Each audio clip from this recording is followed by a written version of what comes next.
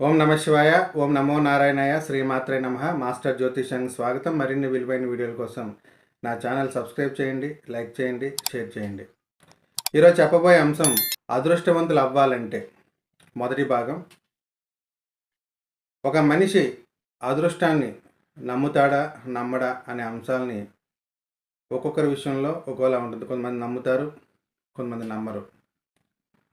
కొంతమంది అంటారు, నేను దురదృష్టవంతుణ్ణి, చిన్నప్పటి నుంచి కూడా ఇంతే, ఏ పని చేసినా కలిసి రాదు, ఒక పని అవ్వాలంటే 1కి 10 మార్లు ప్రయత్నిస్తే తప్ప అవ్వదు అని బాధపడుతుంటారు.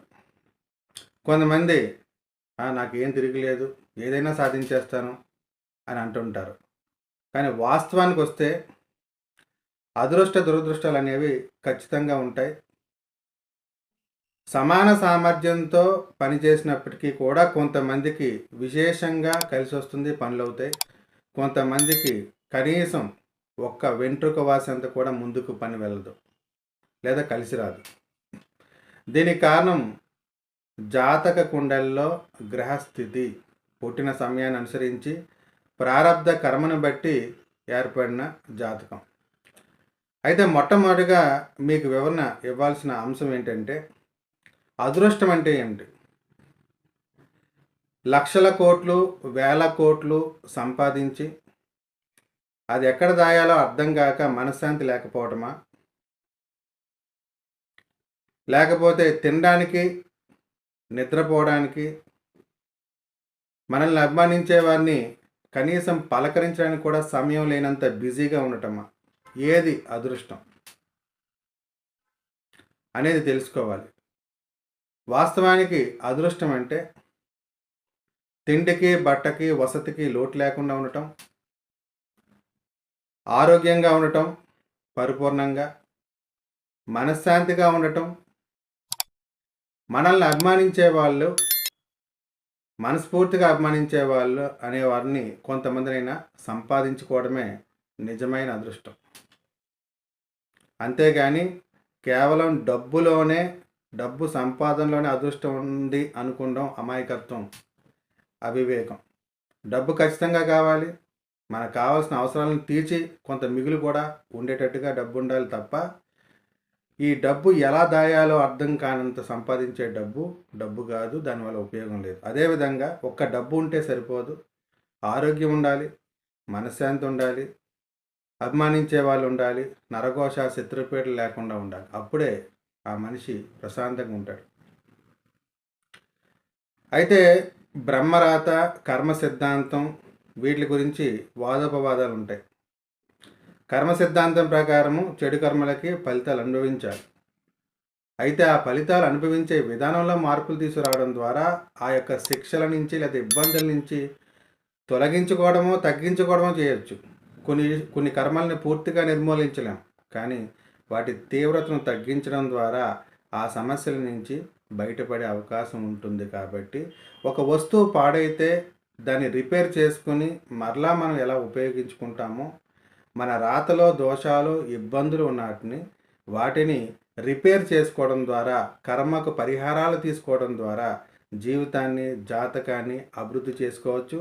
తద్వారా మనం అదృష్టవంతులు అవ్వచ్చు.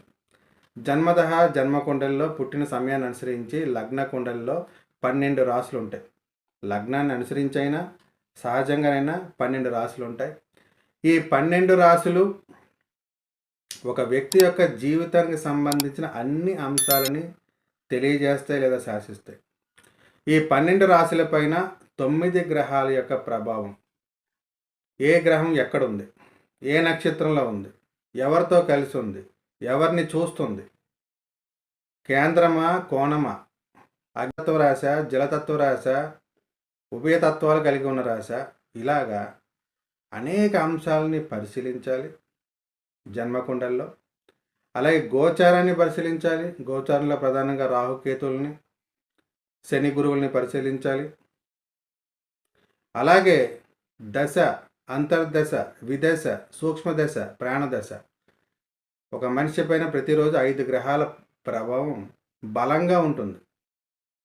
9 గ్రహాల్లో 5 గ్రహాల ప్రభావం బలంగా ఉంటుంది. 9 గ్రహాల ప్రభావం ఖచ్చితంగా ఉంటుంది. చాలామంది అనుకుంటారు ఏంటంటే దశ ఉంది, దశ ఒకటి చూస్తారు, లేదా అంతర్దశ చూస్తారు. ఇంకొంతమంది విదేశ దాకా వెళ్తారు. సూక్ష్మ ప్రాణదశల ప్రభావం కూడా ఉంటుంది. వీటిని దాటితే హోరా హోరా ప్రభావం చాలా ఉంటుంది. రాహుకాలం, కేతుకాలం వీటి ప్రభావం ఉంటుంది. కాబట్టి 9 గ్రహాల నుంచి ఏ రోజు ఎవరూ తప్పించుకోలేరు. అయితే ప్లస్ వచ్చినప్పుడు అంతా బాగానే ఉంటుంది కాబట్టి ఎవరికీ బాధ ఉండదు. ఇబ్బంది వచ్చినప్పుడే బాధ ఉంటుంది. కాబట్టి ఇబ్బంది ఏ విధంగా వస్తుంది, ఏ గ్రహం వల్ల వస్తుంది, ఎప్పుడు వచ్చే అవకాశం ఉంటుంది, ఎంత స్థాయిలో వచ్చే అవకాశం ఉంటుందో ముందుగానే తెలుసుకొని దానికి తగిన పరిహారం పాటించడం ద్వారా ఇబ్బందులు తొలగుతాయి లేదా తగ్గుతాయి. 100% కొన్ని తొలగించలేం, కానీ 80% తొలగించిన 20% బాధ పెద్ద బాధ కాదు. కాబట్టి అదృష్టం, ఒక వ్యక్తి అదృష్టంలో అవి ఇబ్బంది పెట్టే స్థాయిలో ఉండవు. కాబట్టి మనిషి అభివృద్ధికి చాలా వరకు అవి ఆటంకాలు కాకుండా ఉంటాయి. కాబట్టి ఈ 9 గ్రహాల స్థితిని ఆధారంగా చేసుకొని పనిచేయని గ్రహాలు, ఆ పనిచేయని గ్రహాలకి లేదా ఇబ్బంది పెట్టే గ్రహాలకి తగిన పరిష్కారం రత్నమా, రుద్రాక్ష, దైవ దర్శనమా, అభిషేకమా, మంత్రమా, ఏది చేస్తే ఫలితం వస్తుందో దాన్ని పాటించాలి. రత్నమే, ఏ రత్నం ధరించాలి, ఎన్ని క్యారెట్లు ధరించాలి, ఏ మెటల్లో ధరించాలి, ఏ వేలుకు ధరించాలి, ఇలా ఇన్ని అంశాలు ఉంటాయి. ఒక జాతకుండ్ల పరిశీలనలోనే అన్ని అంశాలు బయటపడవు. జాతకుండ్ల పరిశీలనతో పాటు ఫోటో స్కానింగ్ ద్వారా కూడా సంపూర్ణంగా మనకి వివరాలు తెలుస్తాయి. ఫోటో స్కానింగ్ అనేది ఒక వరం. ఎందుకంటే కొంతమందికి డేట్ ఆఫ్ బర్త్ ఉండదు, మరి కొంతమందికి టైమ్ ఆఫ్ బర్త్ ఉండదు, కొంతమంది టైం తప్పుగా నోట్ చేస్తారు.